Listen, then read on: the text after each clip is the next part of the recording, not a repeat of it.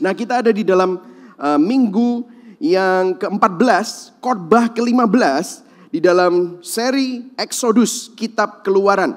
Minggu lalu kita sudah berbicara di hari Minggu kebangkitan mengenai He is risen. Dan teks kita berbicara dari Keluaran 12 ayat 29 sampai 51. Dan kita melihat ada 3 poin yang kita pelajari dari minggu lalu, bahwa Tuhan membebaskan dan memberikan Israel status yang baru. Karena dalam semalam perbudakan Israel selama 430 tahun berakhir, dan malam hari itu Tuhan membebaskan bangsa Israel dan memberikan Israel status yang baru. Dan yang kedua, Tuhan menginginkan bangsa Israel untuk selalu merayakan Paskah, Passover. Kenapa? Karena Tuhan ingin memberikan culture yang baru. Karena selama 400 tahun mungkin bangsa Israel mempunyai culture yang sama dengan Mesir.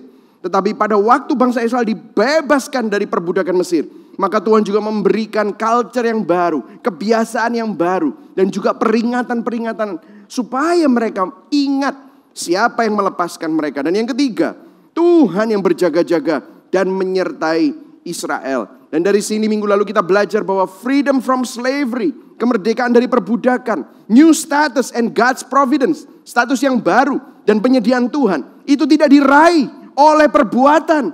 It's not achieved by merit, tetapi diterima hanya oleh karena anugerah dan kasih karunia Tuhan. Ini adalah doctrine of unconditional election of God. Kita berbicara bahwa minggu lalu doktrin pemilihan Tuhan yang tidak bersyarat. Manusia tidak ambil andil apapun. Dan ini juga berbicara tentang doktrin of irresistible grace, yang berbicara bahwa doktrin anugerah kasih karunia Tuhan yang tidak dapat ditolak. Karena bukan manusia yang memilih Tuhan, tetapi Tuhan yang memilih bangsa Israel. Dan kalau ketiga poin tadi berbicara tentang bangsa Israel, kita juga berbicara bahwa di dalam Injil kita dibebaskan dari perbudakan dosa untuk menjadi ciptaan baru di dalam Kristus. Dan di dalam Injil kita diingatkan untuk terus menghidupi identitas kita yang baru di dalam Kristus. Dan di dalam Injil, di dalam Kristus, saudara disertai dan dijagai. Tidak mungkin rencana Tuhan dalam hidup saudara gagal. Amin, saudara. Nah, kalau saudara belum mengikuti ini semua dan saudara baru join pertama kali, ini adalah khotbah yang ke-15. Make sure saudara download our aplikasi kami yang ada di Android atau di iTunes Play Store. Saudara bisa cek, dan saudara bisa cek our YouTube channel Gibeon Church Surabaya atau Spotify. Saudara bisa dengarkan semuanya. Ada beberapa khotbah yang pasti akan memberikan berkat kepada saudara. Nah, kita akan masuk di dalam di penghujung, karena tinggal 2 minggu lagi kita akan selesai bagian pertama dari Exodus. Dan kita akan break sampai setelah kira-kira Juli, kita akan mulai lagi dengan Exodus berikutnya. Hari ini judul khotbah saya adalah dilepaskan dari kegelapan. Saya akan berbicara tentang doktrin perseverance of the saints. Artinya doktrin tentang ketekunan orang-orang kudus. Kalau saudara bisa tekun, apakah itu karena saudara yang tekun, atau kalau saudara bisa tekun itu karena semata-mata Tuhan yang memampukan saudara untuk bisa tekun. Nah, kita akan berbicara dari Keluaran 13 dan Keluaran 14, 2 chapter. Tidak akan saya baca semuanya, tetapi saya minta saudara, setelah saudara selesai mendengarkan khotbah ini, saudara bisa membacanya sendiri selama 1 minggu ke depan, oke? Bisa katakan kepada kanan kirimu, baca ya Keluaran 13 dan Keluaran 14. Supaya saudara bukan cuma hanya orang yang mendengarkan khotbah, tetapi saudara juga orang yang menyelidiki firman. Dan firman itu menjadi bagian dari hidup saudara. Nah, poin saya ada 3. Tuhan membawa kita keluar dari kegelapan untuk apa? Ada 3 hal. Yang pertama, untuk menjadi umat yang dikhususkan Tuhan, bagi Tuhan, dan mengingat kebaikan Tuhan. Dan yang kedua, untuk menjadi umat yang percaya kepada tuntunan dan kesetiaan Tuhan secara penuh. Dan yang ketiga, untuk menjadi umat yang bergantung kepada perlindungan dan kedaulatan Tuhan saja. Nah, kita akan mulai bersama-sama dalam Keluaran 13 ayat yang pertama.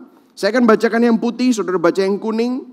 Kita akan bergantian, saya baca yang ganjil, saudara baca yang genap. Meskipun saudara di rumah, saya mau saudara bisa membacanya dengan lantang dan keras. Karena apa? Roma 10 ayat 17 berkata apa? Iman datang dari pendengaran. pendengaran akan firman Kristus. Itulah sebabnya waktu saudara baca firman, saudara membiarkan telinga saudara mendengar, karena saudara membacanya dengan lantang, dan apa yang saudara dengar itu akan masuk dalam hati saudara. Oke? Kita akan langsung saja.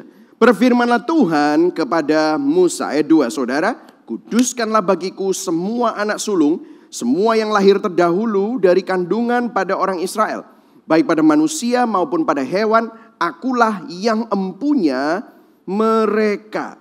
Nah, saya stop dulu sampai di sini, saudara. Ini bahasanya, kuduskanlah bagiku. Kuduskanlah bagiku. Katakan sama-sama, kuduskanlah bagiku. Artinya apa? Bahasa aslinya artinya adalah consecrate for me. Kuduskanlah bagiku. Dalam bahasa aslinya bukan hanya kuduskanlah bagiku, tetapi khususkanlah bagiku. Kalau saya mau kembali mengingatkan saudara, di minggu-minggu yang lalu, waktu Musa disuruh Tuhan untuk berbicara sama Firaun. Musa berkata kepada Firaun bahwa biarkanlah Israel, yaitu anak sulungku, untuk bisa keluar dari Mesir untuk beribadah kepadaku, to worship me di padang gurun. Dikatakan begitu. Nah, Israel disebut anak sulung. Israel adalah umat yang dikhususkan bagi Tuhan, umat yang dipilih oleh Tuhan. Dan Israel disebut anak sulung karena dia adalah umat yang pertama, yang kemudian Israel ini akan menjadi lambang dari Israel yang baru.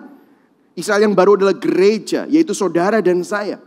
Maka waktu dibicarakan consecrate for me, khususkanlah. Jadi begini saudara, waktu bangsa Israel itu ada di bawah perbudakan Firaun dan Mesir, Tuhan oleh anugerahnya melepaskan mereka keluar dari perbudakan Mesir untuk menjadi umat yang dikhususkan bagi Allah. Begitu juga saudara dan saya. Saudara dan saya sudah dilepaskan dari perbudakan dosa. Barang siapa yang ada di dalam Kristus, dia adalah ciptaan yang baru.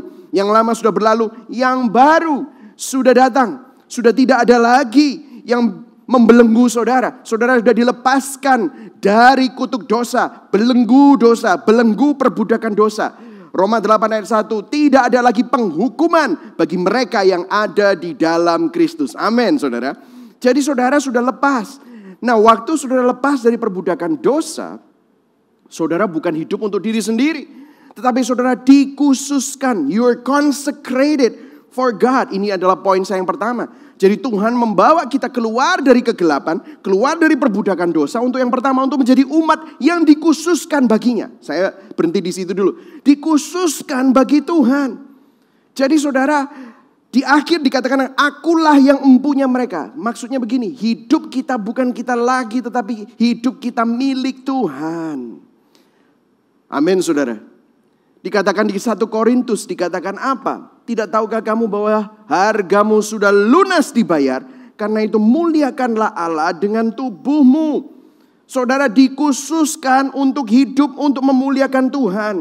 Bangsa Israel bukan lagi bagian dari Mesir. Mereka memiliki status yang baru. Mereka bukan lagi budak. Mereka diangkat derajatnya. Begitu juga kita. Kita bukan dari dunia. Kita tidak lagi hidup dengan cara dunia. Tetapi kita sudah menerima Roh Kudus. Kita dilahirkan kembali. Status kita baru. Kita adalah ciptaan yang baru. Bukan lagi menjadi budak dosa. Yang setuju katakan amin. Itulah sebabnya saya akan bawa saudara di perjanjian baru. Yesus waktu dia berdoa di Yohanes 17 ayat 15-17 dikatakan apa?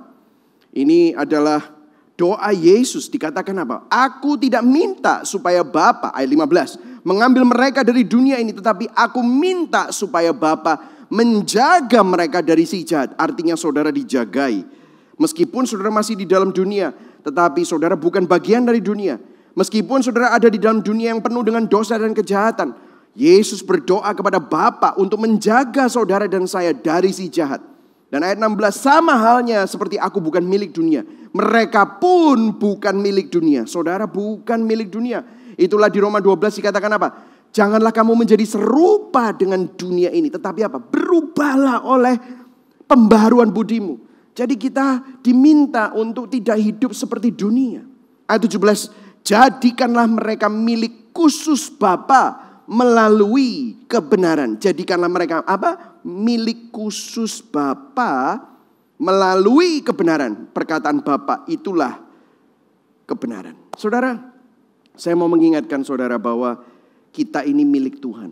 Seringkali kita berpikir bahwa Tuhan itu nomor 1, nomor 2 itu adalah keluarga, nomor 3 itu adalah pekerjaan, baru seterusnya pelayanan, hobi dan yang lain-lain. Jadi kita itu punya sistem nomor 1 Tuhan, nomor 2, nomor 3, nomor 4. Itu adalah cara pikir yang salah. Karena apa? Kalau nomor 1 Tuhan, nomor 2 itu keluarga, nomor 3 itu pekerjaan, terus keempat pelayanan dan yang lain-lain, sampai ke bawah mungkin saudara taruh hobi saudara, olahraga dan yang lain-lain.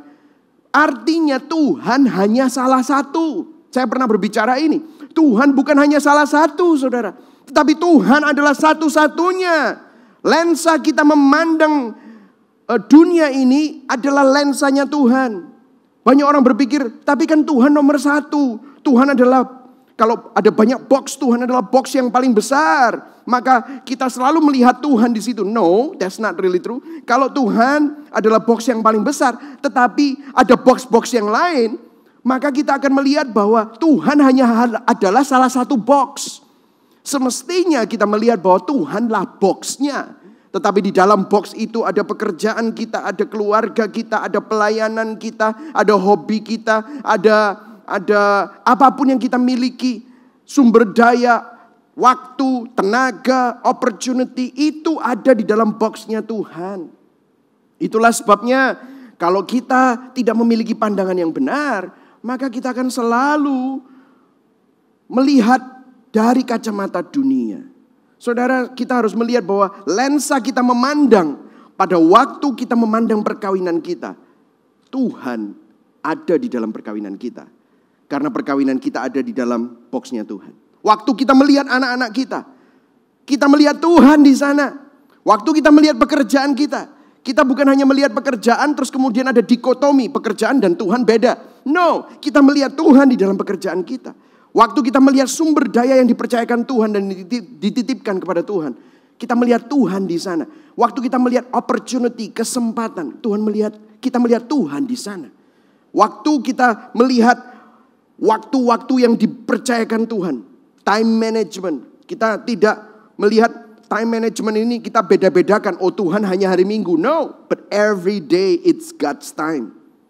Sehingga saudara melihat bahwa Tuhan ada di mana-mana karena Tuhanlah yang menjadi box kehidupan saudara. Itulah hidup saudara milik Tuhan. Hidupku bukannya aku lagi, tetapi Tuhan, Kristus yang tinggal di dalam aku. Hidupku bukan milikku lagi, tetapi hidupku milik Tuhan. Yang setuju katakan amin.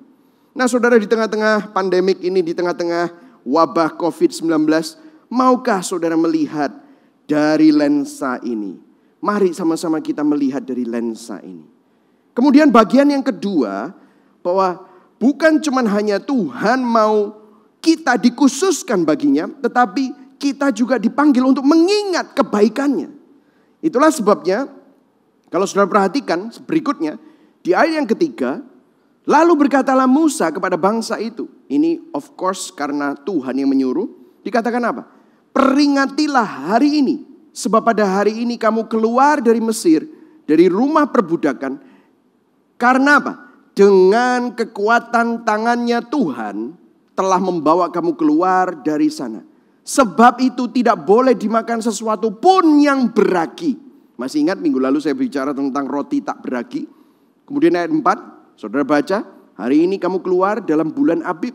Ayat kelima, apabila Tuhan telah membawa engkau ke negeri orang Kanaan, orang Het, orang Amori, orang Hewi, orang Yebus, negeri yang telah dijanjikannya dengan sumpah kepada nenek moyangmu untuk memberikannya kepadamu suatu negeri yang berlimpah-limpah susu madunya. Maka engkau harus melakukan ibadah ini dalam bulan ini juga. Saudara perhatikan ini, ada perayaan-perayaan yang Tuhan ingin kita rayakan. Kemudian dikatakan ayat ke-6, makanlah roti yang tidak beragi 7 hari lamanya. Sekali lagi, ada penyebutan roti yang tidak beragi. Dan pada hari yang ke-7 akan diadakan hari raya bagi Tuhan. Ayat yang ke-7, dikatakan lagi, roti yang tidak beragi haruslah dimakan selama 7 hari itu.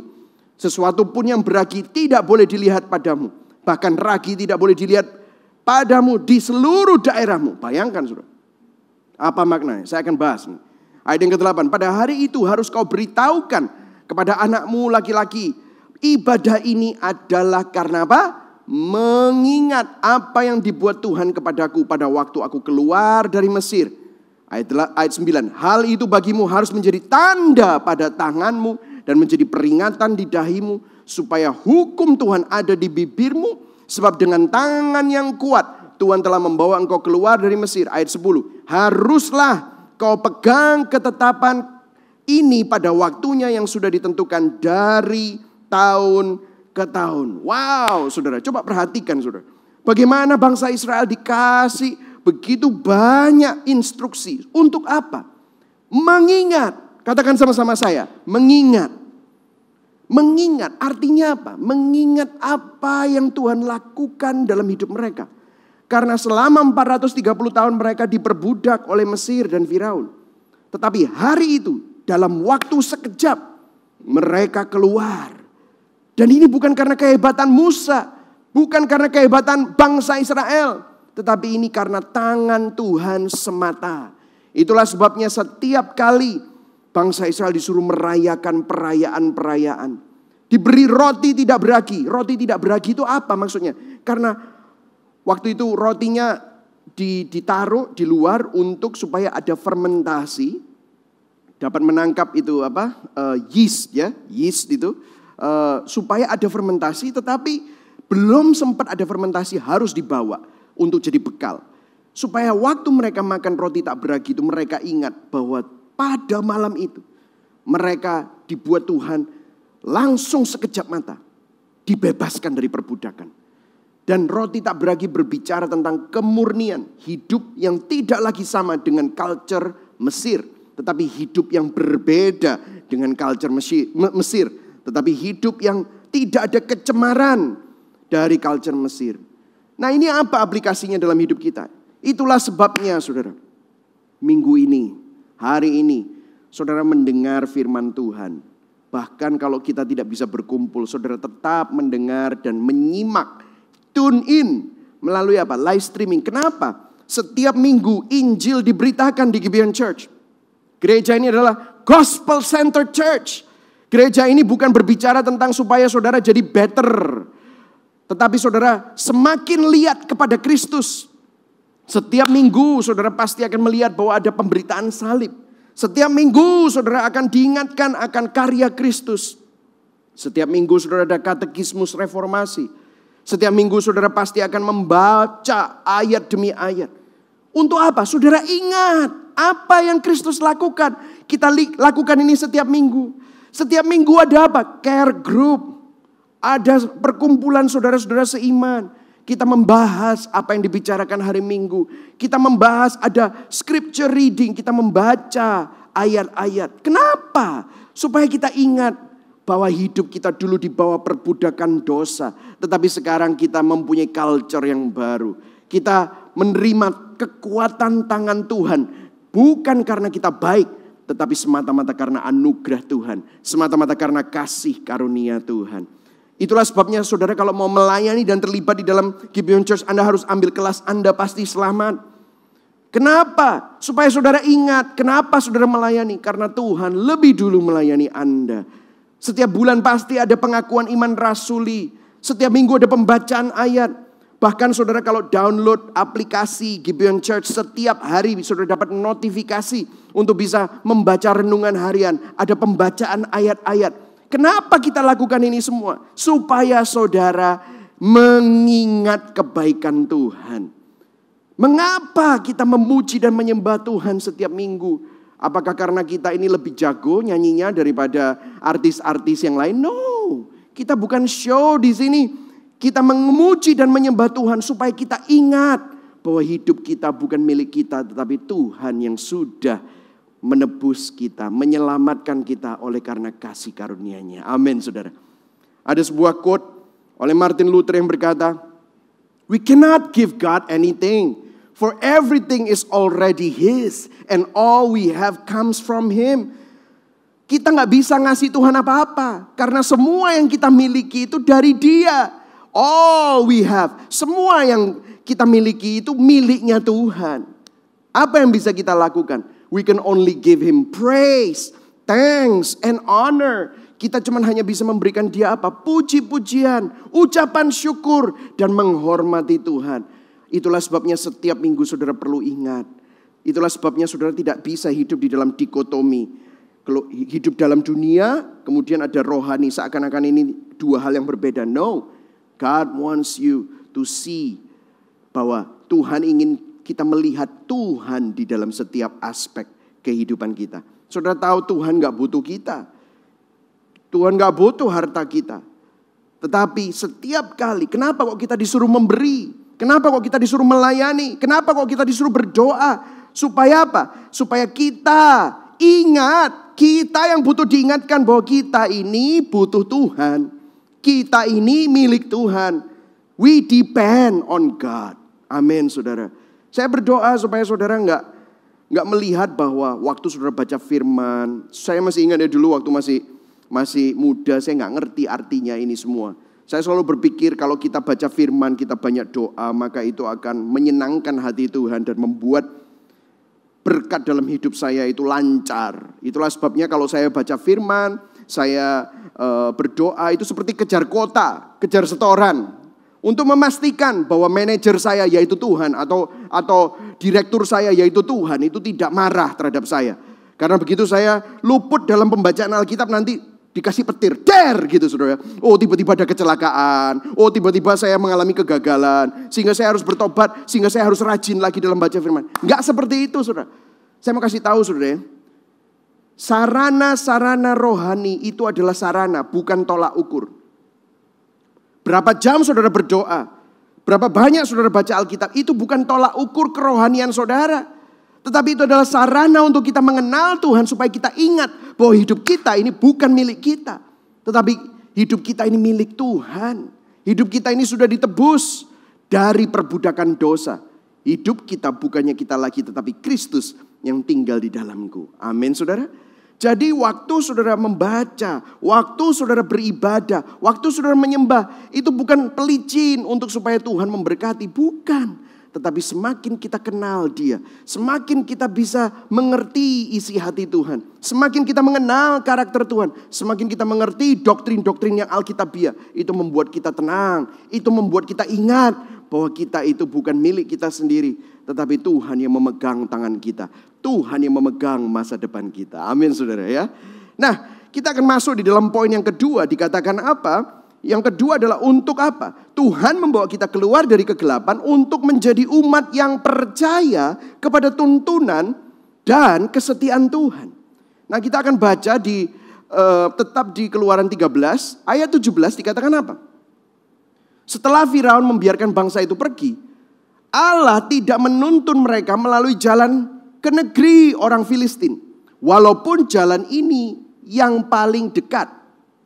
Sebab firman Allah, jangan-jangan bangsa itu menyesal apabila mereka menghadapi peperangan, sehingga mereka kembali ke Mesir. Ayat 18 saudara baca sama-sama. Tetapi Allah menuntun bangsa itu berputar melalui jalan di padang gurun, menuju ke laut Teberau.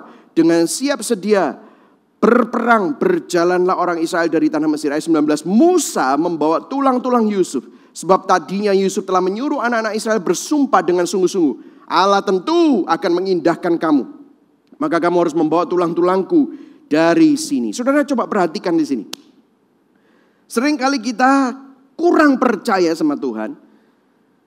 Sehingga waktu kita mengalami masalah, waktu kita mengalami tantangan pergumulan dalam hidup ini, kita selalu bertanya gini, Tuhan, kenapa engkau begitu jahat mengizinkan hal ini terjadi padaku?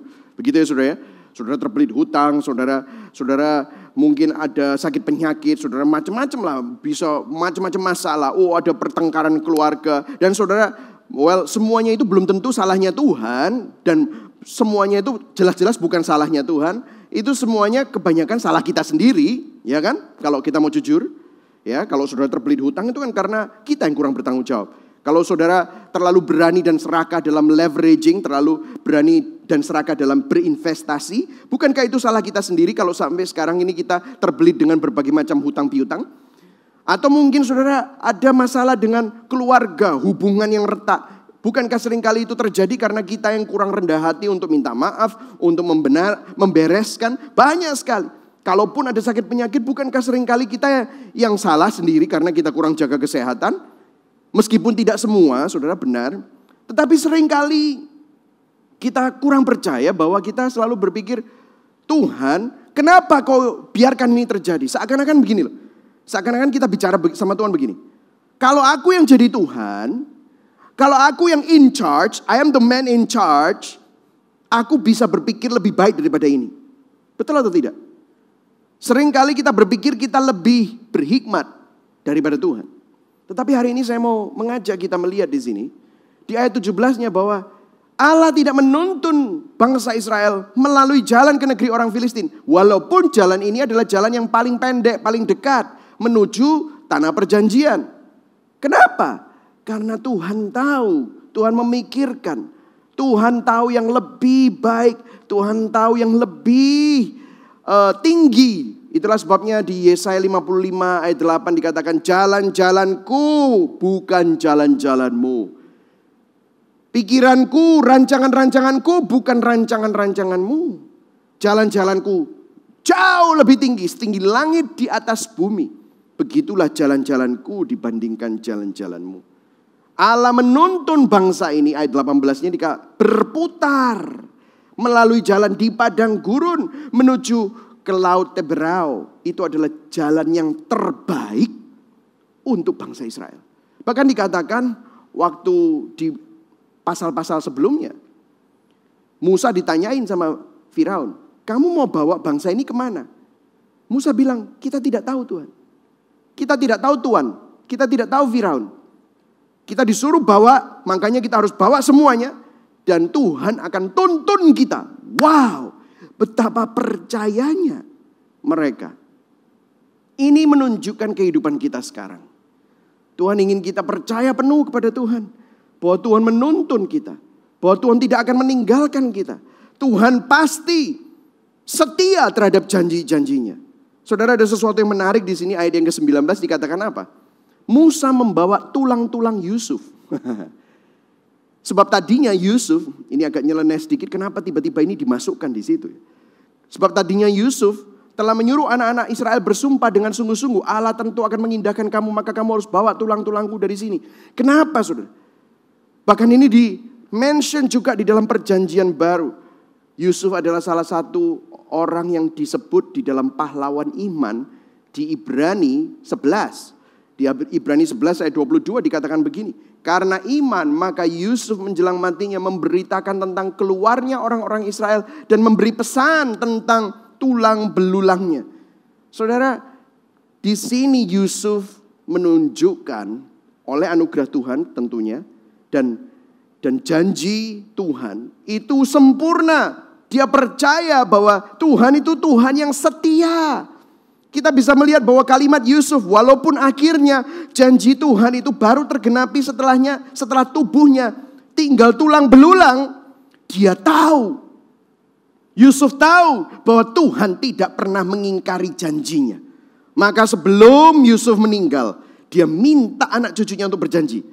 Ini kuburan di Mesir, ini bukan tanah perjanjian. Wow. Nanti kalau anak cucu kita, anak cucu mereka keluar dari Mesir, bawa tulang belulangku beserta engkau. Keluaran 13 ayat 19. Dan di Kejadian 50 ayat 24 sampai 26 mencatat hal itu, di mana setelah Yusuf meninggal mayatnya dibalsem, ya, dimumifikasi sebagai pejabat negara walaupun dia bukan orang Mesir asli, dan itu dilakukan terhadap Yusuf. Maka di antara 600.000 pria, sekitar 2 juta manusia yang keluar dari Mesir, yaitu 2 juta orang. Hanya satu yang ikut keluar walaupun dia sudah lama mati, namanya Yusuf. Wow. Maka penulis Ibrani berkata, karena iman, maka Yusuf menjelang matinya memberitakan tentang keluarnya orang-orang Israel itu. Dia bilang, ini bukan tanah perjanjian, ini bukan yang dijanjikan kepada ayah-ayah kita, Abraham, Ishak dan Yakub. Satu hari kita akan masuk ke tanah perjanjian, dan aku yakin itu, meskipun aku sudah mati, tetapi aku akan masuk ke tanah perjanjian itu. Saudara, janji Tuhan itu tetap akan digenapi. Tuhan tetap setia dan anugerah Tuhan selalu terjadi bagi kita.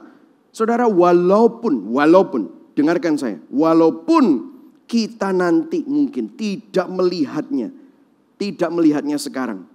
Walaupun kita belum mengalaminya, tetapi kita percaya bahwa Allah bekerja dalam segala sesuatu untuk mendatangkan kebaikan. Kita percaya bahwa anugerah, janji, dan penyertaan Tuhan selalu memimpin kita selama-lamanya. Yang setuju katakan amin.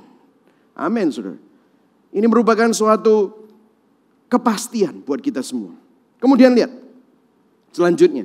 Bukan hanya itu. Demikianlah mereka berangkat dari Sukot, ayat 20.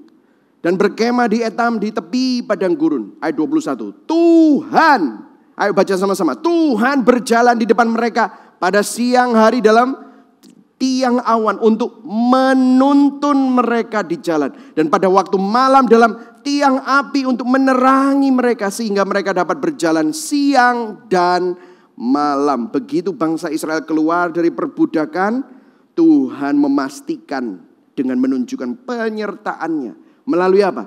Tiang awan yang menuntun bangsa Israel di siang hari dan tiang api yang menerangi mereka sehingga mereka dapat berjalan di malam hari. Ayat 22, kita baca sama-sama yang keras. Dengan tidak beralih, tiang awan itu tetap ada pada siang hari dan tiang api pada waktu malam di depan bangsa itu. Artinya apa, saudara? Saudara dan saya seperti umat Israel dipanggil untuk menjadi umat yang percaya kepada tuntunan dan kesetiaan Tuhan. Karena Tuhan adalah Tuhan yang setia. Dia tidak pernah meninggalkan umatnya dan dia tidak pernah mengingkari janjinya. Yang setuju katakan amin. Hari ini kalau saudara bertanya, di mana Tuhan di dalam pandemik wabah COVID-19? Tuhan ada di tengah-tengah kita. Tuhan bersama dengan saudara dan saya. Dia tidak pernah meninggalkan saudara. Dia selalu memegang tangan saudara. Meskipun engkau saat ini mungkin mengalami dampak, sehingga saudara mungkin seakan-akan mau terpuruk. Tetapi ingatlah janji Tuhan. Bahwa tangan Tuhan selalu menopang kita semua. Jadi saya berdoa supaya saudara sadar bahwa Tuhan selalu bersama dengan saudara. Yang setuju katakan amin. Ini masuk ke dalam poin yang ketiga. Untuk menjadi umat, Tuhan membawa kita keluar dari kegelapan untuk apa? Untuk menjadi umat yang bergantung kepada perlindungan dan kedaulatan Tuhan. Nah saudara, kita akan baca di Keluaran 14. Keluaran 14 berbicara bagaimana Firaun baru sadar, baru ngeh. Wah, sekarang kita kehilangan budak. Nah saudara bayangkan, Firaun kehilangan anak sulungnya. Semua orang Mesir kehilangan anak sulungnya karena tulah yang ke-10. Jadi mereka sedih, mereka berduka, tiba-tiba bukan hanya berduka. Pada waktu itu kekayaan mereka dikasih kepada orang Israel. Orang Mesir memberikan emas, perak, dan kain-kain mahal Mesir kepada orang Israel. Jadi mereka tiba-tiba kayak terhipnotis begitu saudara ya. Berduka, anaknya sudah mati, kekayaannya dikasih kepada orang Israel. Dan sekarang mereka mengalami dampak dari tulah-tulah itu. Dan mereka kehilangan apa?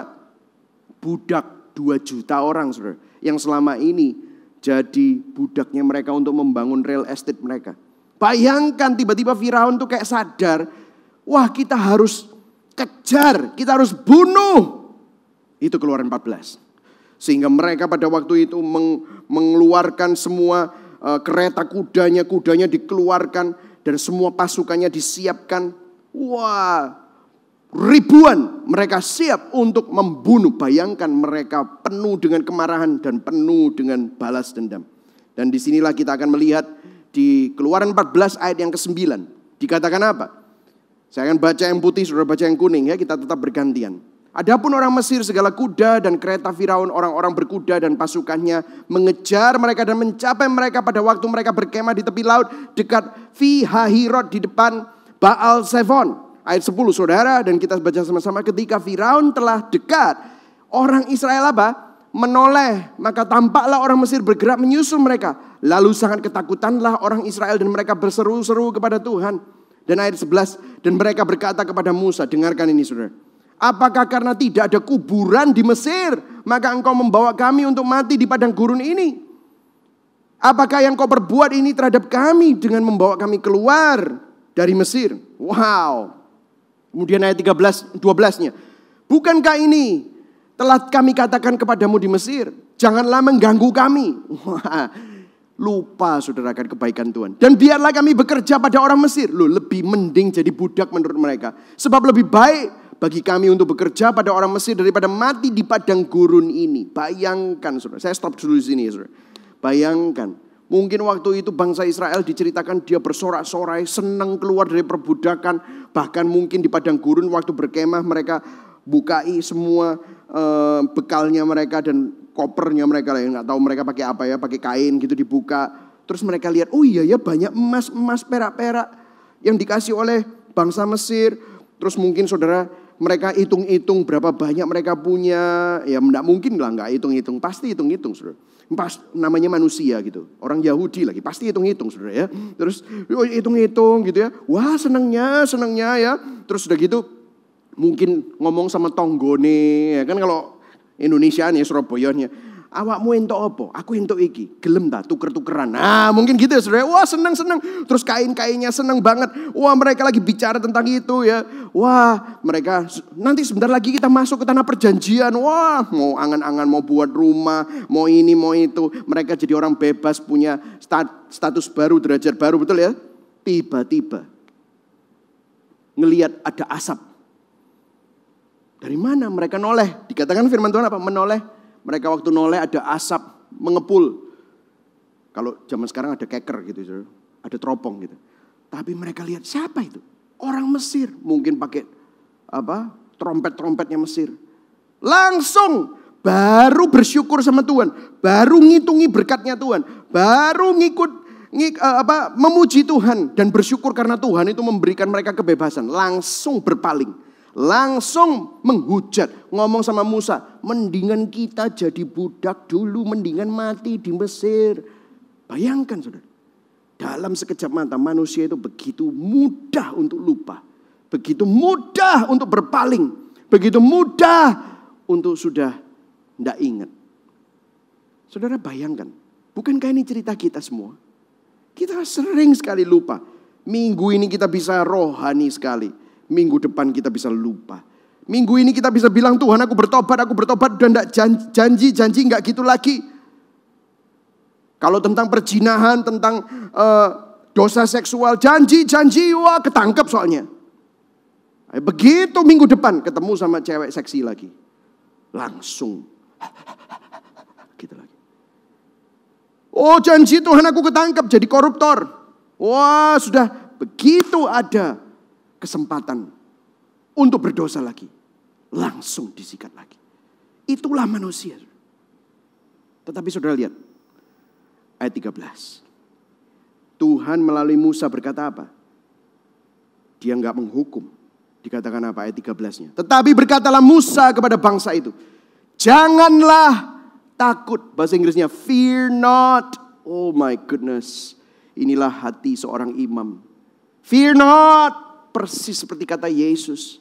Pada waktu murid-murid Yesus semuanya sudah kehilangan harapan, putus asa. Yesus menampakkan diri, dia bilang, fear not. Jangan takut. Dikatakan apa? Berdirilah tetap. Dan lihatlah keselamatan dari Tuhan yang akan diberikannya hari ini kepadamu. Sebab orang Mesir yang kamu lihat hari ini tidak akan kamu lihat lagi untuk selama-lamanya. Ayat 14 kita baca sama-sama yang keras. 1, 2, 3. Tuhan akan berperang untuk kamu. Dan kamu akan diam saja. Wow. Ayat 14. Tuhan akan berperang untuk kamu. Dan kamu akan diam saja. Untungnya Tuhannya itu bukan saya. Kalau Tuhannya saya, babano wis. Biarin aja. Habisin aja. No. Tuhan adalah Tuhan yang berdaulat, penuh kasih, penuh pengampunan. Dia memberikan pertolongannya. Bahkan dia berperang untuk bangsa Israel. Di mana bangsa Israel diam saja. Saudara, kalau waktu saya menyiapkan ini saya merenungkan. Seringkali dalam kehidupan kita semua, saya pun termasuk adalah orang-orang yang suka lupa sama kebaikan Tuhan. Saya terus terang dulu sebelum mengerti Injil, saya melihat hidup saya ini banyak sekali ditolong oleh Tuhan. Saya masih ingat waktu saya masih umur 30-an gitu saudara ya, saya establish beberapa company. Saya selalu punya visi nanti melalui company-company itu saya akan melayani Tuhan dan saya akan menyumbangkan keuntungan itu untuk kemuliaan Tuhan. Tetapi saudara terus terang jujur, saya mau jujur. Saya dulu penganut teologi kemakmuran. Maka saya kalau misalnya melayani Tuhan sebenarnya saya nggak cinta Tuhan. Kalau saya melayani Tuhan saya sebenarnya ingin kaya, ingin dipandang, ingin diakui orang. Ingin mendapatkan harga diri berdasarkan prestasi saya. Sehingga apa yang saya lakukan itu kebanyakan itu untuk membangun sebuah persona supaya saya dianggap orang hebat. Sehingga apa yang terjadi, kalaupun saya bilang semua kemuliaan bagi Tuhan, tapi sebenarnya di dalam hati saya, kalau saya misalnya berhasil untung besar, dapat tender goal, dapat proyek-proyek yang besar. Saya dulu punya 3 perusahaan dan ada beberapa perusahaan ini untungnya besar sekali. Wah, terus of course kalau cerita kesaksian apa? Oh, segala kemuliaan bagi Tuhan. Tetapi dalam hati saya kemuliaan dibagi rata. Gitu. Seakan-akan Tuhan dapat kemuliaan, tetapi sebenarnya yang hebat itu adalah saya. Kenapa? Saya sudah berdoa, saya sudah melayani Tuhan, saya sudah berkorban kepada Tuhan. Dan yang paling penting, saya pasti nyumbang. Jangan takut. Dan saya selalu berpikir seperti itu. Sehingga banyak kesombongan dalam hati saya. Dan saya suka sekali bermegah atas hal-hal ini semua. Tetapi kadang-kadang Tuhan, bukan kadang-kadang menurut saya, dalam seizin Tuhan, orang-orang yang dikasihi Tuhan, orang-orang yang dipilih oleh Tuhan, seperti saudara dan saya semua, yang sudah diselamatkan oleh anugerah.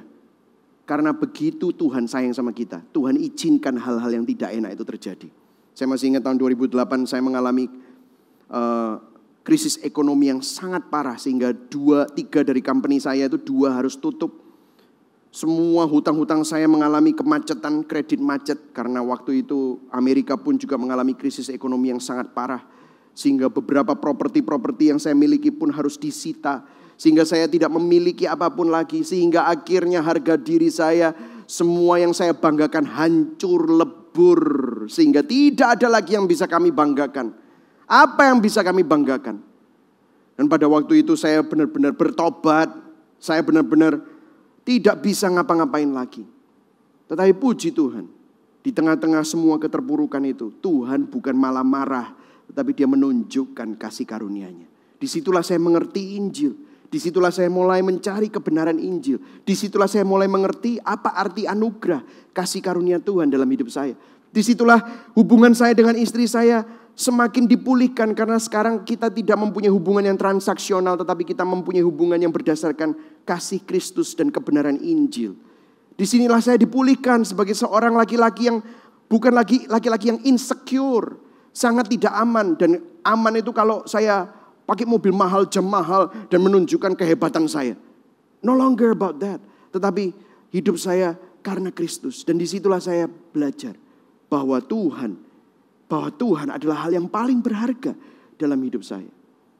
Ada salah satu hamba Tuhan yang saya selalu baca semua bukunya yang sangat berdampak pada saya. Dan dia berkata begini di dalam quote-nya, di dalam salah satu khotbahnya. Dia namanya Matt Chandler. Dia bilang begini, "A Christian will not walk with a swag or with a limp."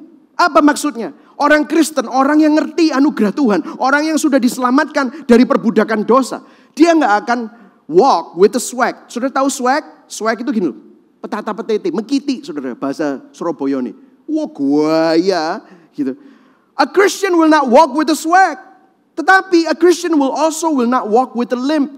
Banyak orang itu merasa sebagai korban. Oh iya, aku kayak gini gara-gara orang itu. Aku kayak gini gara-gara papa mamaku. Aku kayak gini gara-gara kakakku, gara-gara kokoku, gara-gara ceceku. Menjadi korban. Sehingga apa? Minder. Orang yang sudah diselamatkan oleh anugerah tidak akan merasa swag, sombong. Tetapi juga tidak akan merasa, aduh aku ini gagal, aku ini cacing, aku ini kecil. No, it's not like that.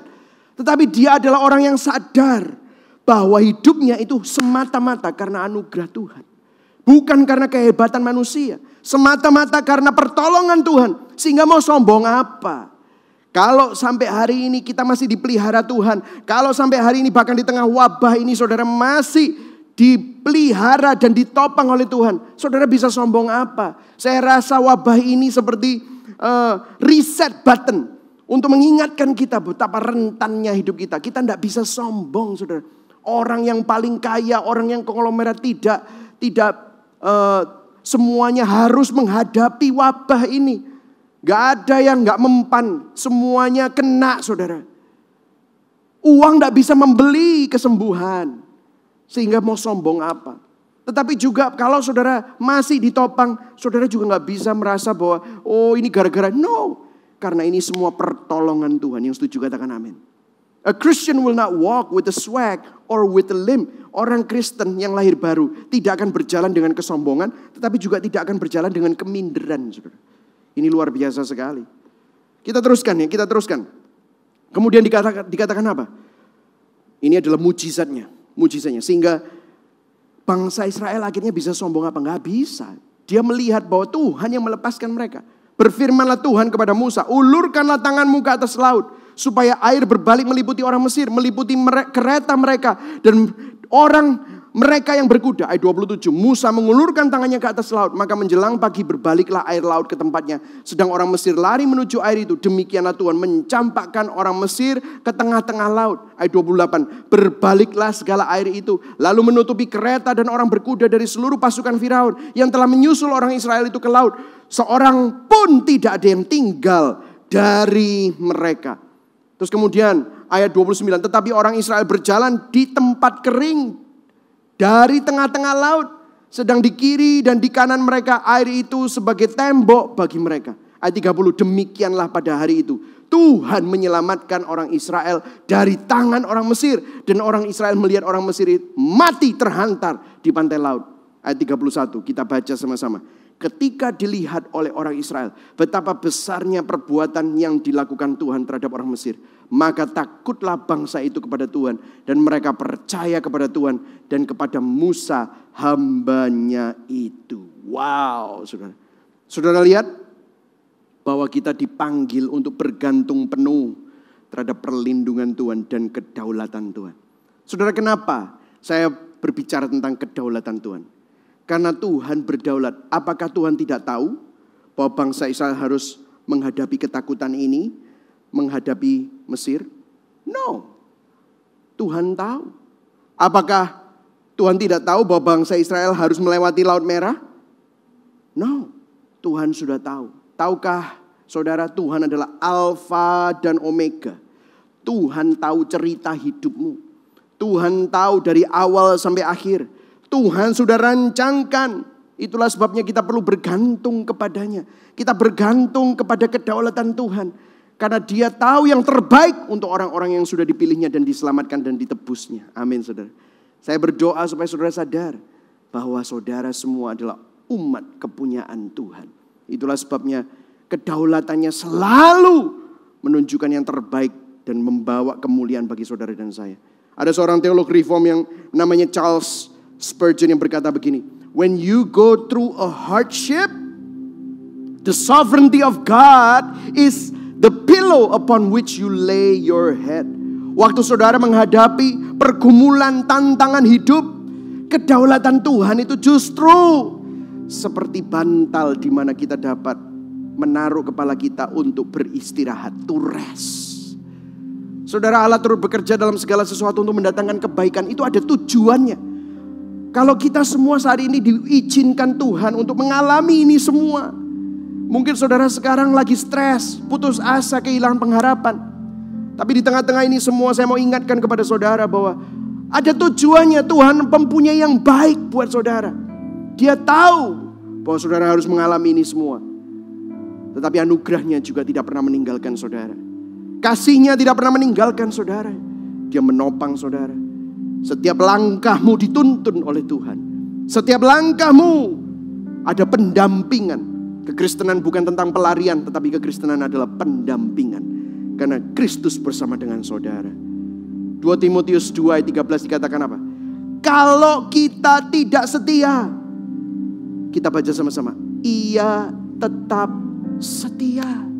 Sebab tak dapat ia bertentangan dengan dirinya sendiri. Kalau Tuhan tadi membebaskan Israel, dan Israel diberi status yang baru, waktu Israel hampir gagal, maka Tuhan menolong untuk memastikan bahwa Israel tidak gagal. Di dalam hidupmu, Tuhan sudah memberikan status yang baru. Pada waktu saudara hampir gak kuat, pada waktu saudara kehilangan pengharapan, di situ Tuhan akan memampukan saudara. Ada kekuatan baru, ada anugerah yang menguatkan saudara. Di sini saya akan masuk dalam gospel connection.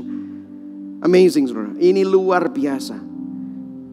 Saya menemukan sesuatu yang luar biasa. Kalau tadi dikatakan bahwa bangsa Israel dipimpin oleh Tuhan dengan apa? Tiang awan di siang hari dan tiang api di malam hari. Dan bangsa Israel juga harus melewati Laut Merah sehingga dia menyeberang sampai ke seberang. Ada sebuah ayat yang ditulis oleh Rasul Paulus yang menggenapi untuk menunjukkan apa? Ini semua simbol bahwa kalau saudara baca Alkitab, Alkitab adalah narasi. Alkitab itu bukan tentang kita, tetapi Alkitab itu ditulis Tuhan, tentang Tuhan, untuk kita. Supaya kita ingat bahwa hidup kita bukan tentang kita, tetapi hidup kita adalah tentang Tuhan. Dan kalau kita baca perjanjian lama adalah perjanjian baru yang belum disingkapkan. Dan perjanjian baru adalah perjanjian lama yang sudah disingkapkan. Dan ada sebuah ayat yang ditulis oleh Rasul Paulus di 1 Korintus 10 ayat 1 dan 2 dikatakan begini. Aku mau supaya kamu mengetahui saudara-saudara bahwa nenek moyang kita semua, berbicara tentang siapa? Bangsa Israel, berada di bawah perlindungan awan. Awan, masih ingat tiang awan? Dan mereka semua telah melintasi apa? Laut Merah. Dan ayat 2, untuk menjadi pengikut Musa. Kita baca sama-sama. Untuk ya, 1, 2, 3. Untuk menjadi pengikut Musa, mereka semua telah dibaptis dalam awan dan dalam laut. Apa maksudnya? Kenapa kok bangsa Israel dan dikatakan sebagai orang yang mengikut Musa, mereka semua telah dibaptis dalam awan dan dalam laut. Wow, ini sesuatu yang sangat interesting. Saudara, ini poinnya saudara. Kristus adalah gambaran Musa yang sempurna, merupakan puncak penggenapan janji penebusan Allah atas umatnya. Kalau bangsa Israel ditebus, dilepaskan dari belenggu Mesir untuk keluar dan masuk ke tanah perjanjian, maka saudara dan saya yang merupakan Israel yang baru, yaitu gereja, dilepaskan dari belenggu dosa untuk dibawa kepada tanah perjanjian kita. Hidup yang baru yang nanti akhirnya kita akan masuk ke dalam langit baru, bumi baru, di dalam restoration. Tapi kenapa kok dibilang dibaptis di dalam awan dan di dalam laut? Saudara masih ingat? Begitu bangsa Israel keluar dari Mesir, ada tuntunan Tuhan dalam bentuk awan dan api di malam hari. Kemudian waktu bangsa Israel melewati Laut Merah, mereka ada di bawah laut dan akhirnya keluar dari laut. Saudara sebagai orang Kristen, kalau saudara bisa, 1 Korintus 12 berkata apa?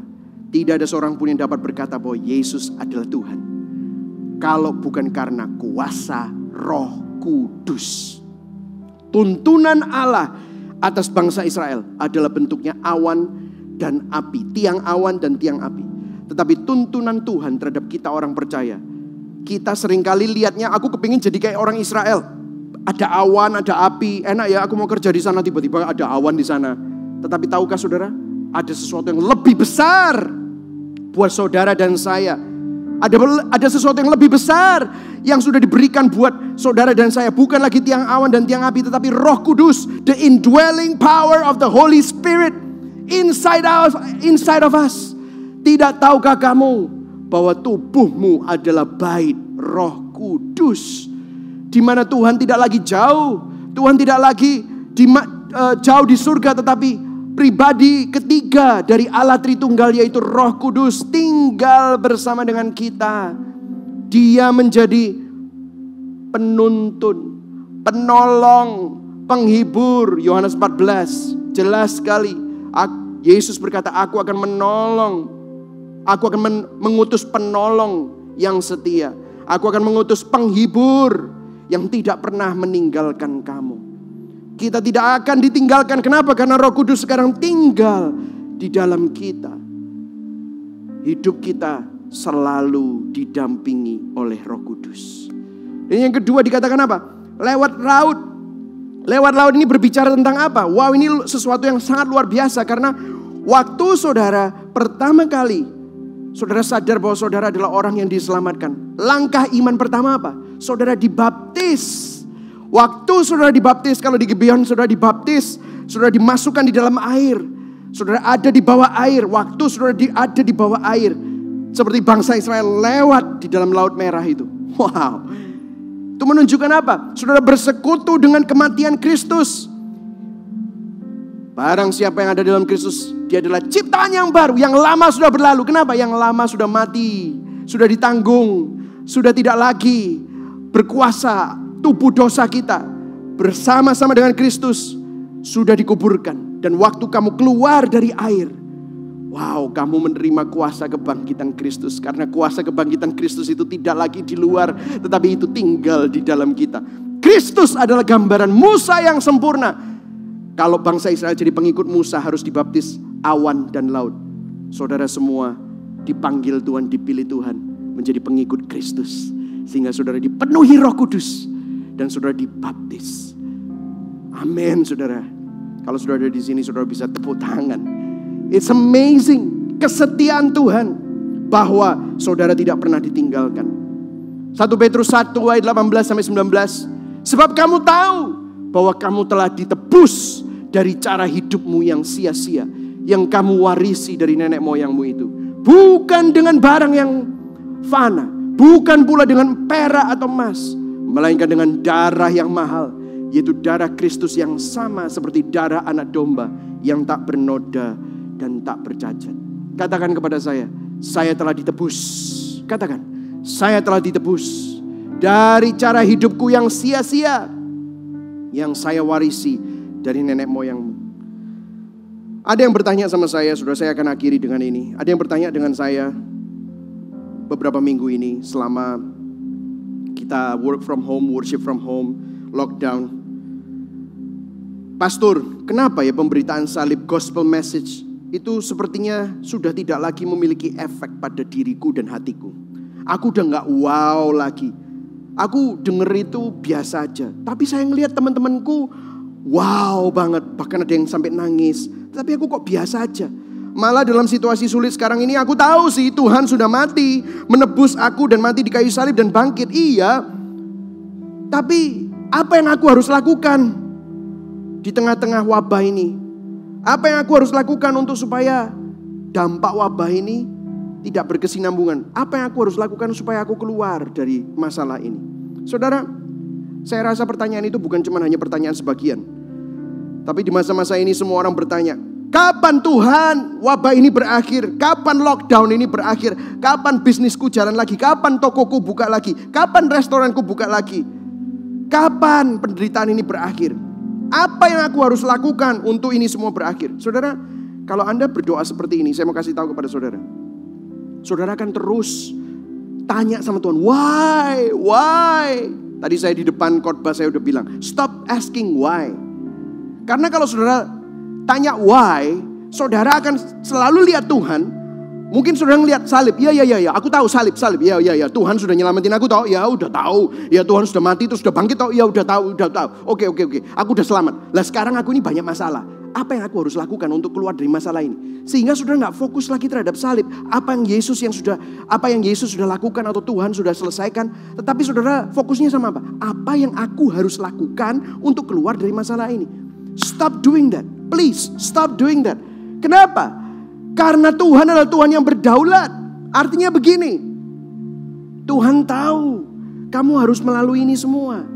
Instead of daripada saudara ini ngomel dan tanya sama Tuhan, why? Saudara berserah sama Tuhan. Saudara tanya sama Tuhan, apa Tuhan yang mau kau sampaikan kepadaku? Karena Allah turut bekerja dalam segala sesuatu. Kamu sudah ditebus dari cara hidupmu yang sia-sia. Mungkin selama ini cara hidupmu yang sia-sia itu tidak kamu sadari pada waktu kamu sibuk. Tetapi pada waktu sekarang tokomu tutup, perusahaanmu mandek, semuanya down, gak bisa vakansi, makan luar juga gak bisa. Saudara di rumah, saudara depresi, saudara stres. Stop asking why, start asking what. Apa yang Tuhan mau sampaikan kepadaku? Dosa apa yang Tuhan mau expose? Berhala apa yang Tuhan mau tunjukkan yang selama ini menyiksa kamu? Kamu sudah ditebus dari cara hidupmu yang sia-sia. Untuk apa? Supaya kamu bisa memuliakan Tuhan. Hal apa yang menghalangi kamu untuk tidak lagi hidup dalam kesia-siaan tetapi melayani Tuhan? Mungkin selama ini ada begitu banyak hal yang membuat kau lupa seperti bangsa Israel tadi. Ask God, dosa apa Tuhan? Pertobatan yang mana? Reflect.